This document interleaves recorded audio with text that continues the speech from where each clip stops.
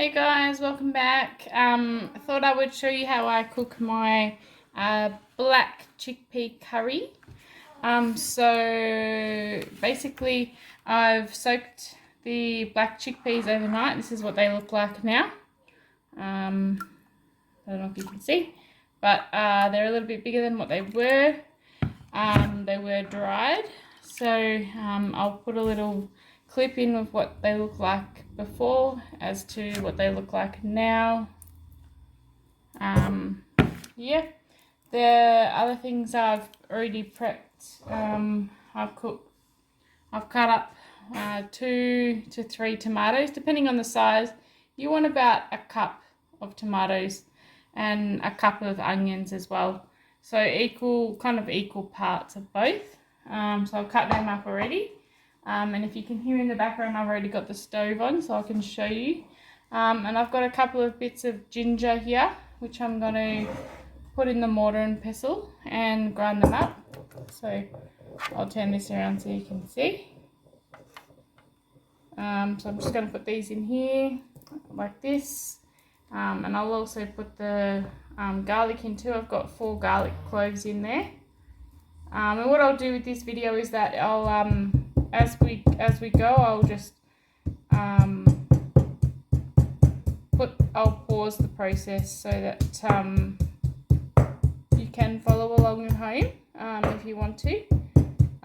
It's quite a simple recipe, very simple, like the eggplant curry as well. So basically just grind all this up until it's like a paste. And then once we've moved over to the cooking process, you'll need about 2 teaspoons of each of cumin and coriander powder, and some salt and some cumin seeds. So if you've got those available, have them ready for the next part, and also some garam masala.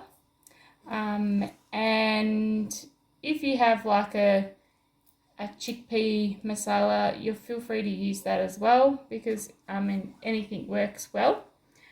So yeah, I'll see you in the next bit. Okay, so welcome back. We're just at the stove now. So basically what we're going to do is we've got the cooker here, pressure cooker. What I'm going to do is I'm going to put some oil in there and put it on a low flame, just like a little bit of oil. And you can use any kind of oil. You can use ghee if you've got that, or you could even use just a plain vegetable oil, or whatever you've got on hand. Just nothing that's too kind of fragrant, so no like coconut or anything like that, because it'll change the flavour of the curry. So let that get a bit hot, and while we do that, I'm just going to get a teaspoon ready, and I'm going to put about 2 teaspoons of cumin seeds in there. So 2 teaspoons like this. I'm just going to pop those in there, and they'll start sizzling themselves, and you'll probably hear that in a second, and I'll show you. The other thing that I'm going to pop in there is a few mustard seeds. So about a teaspoon of those, about a teaspoon of mustard seeds. They just give it a really like different flavour. So we'll pop those in there too. And when they're ready, they'll start popping. So they'll start popping out of the pan. So you might be able to hear they're actually starting to go now. I'll show you just in there so you can see. As you can see, it's bubbling away in there. So we want it to kind of completely bubble away. And we'll give it a bit of a stir as well.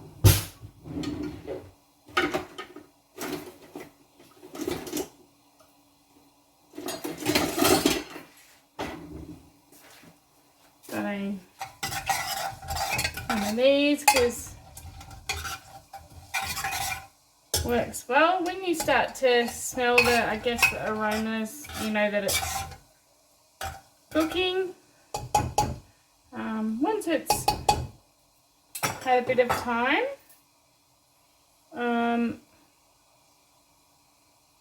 what you want to do is just wait until you hear a pop or two, and then add your garlic and your ginger in there. So mine started to pop, so I'm going to add my garlic and ginger that I ground up before.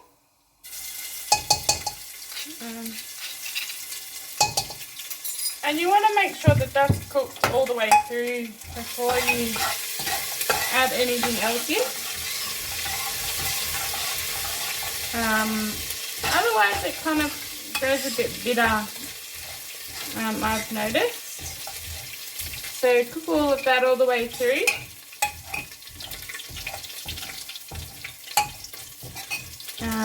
And it'll start to go a little bit brown, and that's good. Then what you're going to do is you're going to pop in your onions. So garlic and onion go really well together. So we're going to pop the onions in. And obviously because the pan's really hot, it's going to make a lot of noise.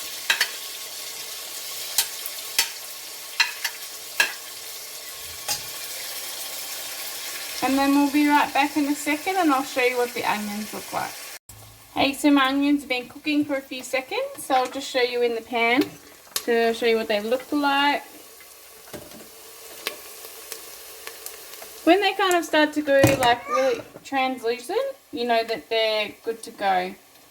So now what you want to do is pop the tomato in. And once that's kind of cooked down and it's soft, then we're ready for the next step. So I'm just adding my tomatoes in now. So there's the tomatoes and they're going in the pan. I'll probably make some more noise as they go in because they've got cold liquid on them, but that's okay. So just cook them down until they're soft, until they're well kind of mixed in with the onion and garlic and stuff. And what you also want to do now is just pop in a teaspoon of salt. And yeah, mix it around until it's all soft and kind of combined together, and I'll show you what that should look like. Okay, so now it should be looking a little bit like this kind of consistency. And now what you want to do is keep it on the heat, just keep stirring it, and you want to add one of these red chilies if you have one. So I'll put all of the ingredients that I've used in the description, but yeah, these are just dried. You can get them from the Indian supermarket. Pop that in, give it a stir. Also too, I'm going to be daring and put about half a teaspoon of chili powder in there.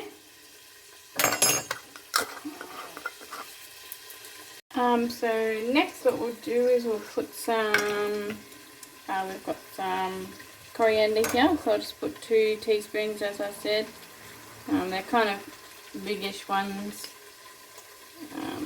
so 2 of those. I'm just going to have a little bit more just because I've got quite a few chickpeas. So this is the cumin, so about the same as that.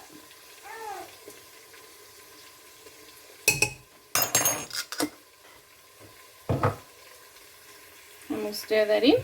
The next thing, we've got some smoked paprika here, so I'll just put maybe like two of those, or 1.5, whatever you prefer. This is mainly just for colour. Now we're going to add 1.5 teaspoons of turmeric powder.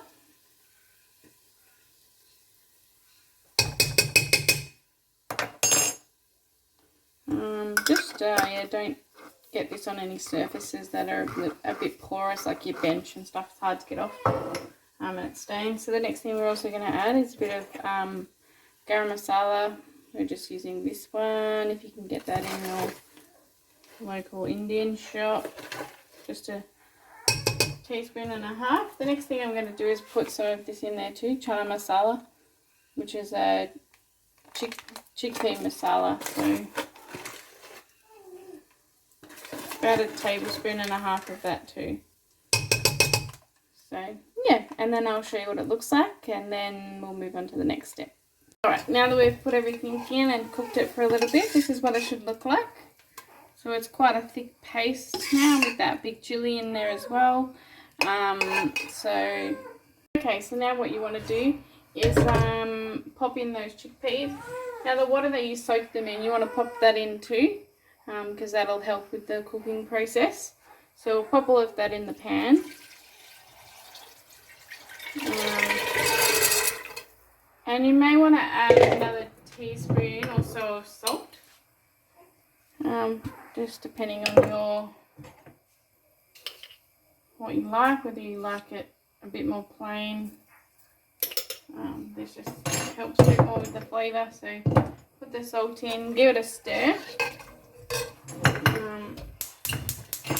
and you can put it on a different flame, this one. So I'm going to pop it back on the big flame that I had it on earlier. And then this is the moment of power, is you're just going to stir it around, and then you're going to pop the lid on and give it maybe 3, 4, 5 whistles, and just make sure that when you take the lid off that all of the chickpeas are soft and they squish through your hands. I'll show you that once I've had my whistles. So do about 4 whistles to begin with, and if you need to, just do another 2. So yeah, so give that a minute, and then pop the lid on and let it do its thing, and then I'll be right back. Alrighty, I just thought I would show you what the whistle looks like when it's going off.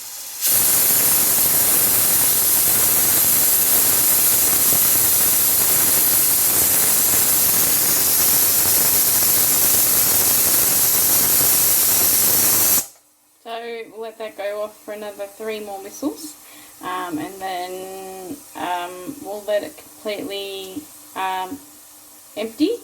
So make sure all the steams come out before you take the lid off, and I'll show you how to check that in a second. Okay, so if you're wanting to check to see whether all of the steams come out, what you can do is you can just lift up this to see if anything comes out. Obviously, if there's still steam coming out. If you don't want to touch this part, use a long spoon, just check.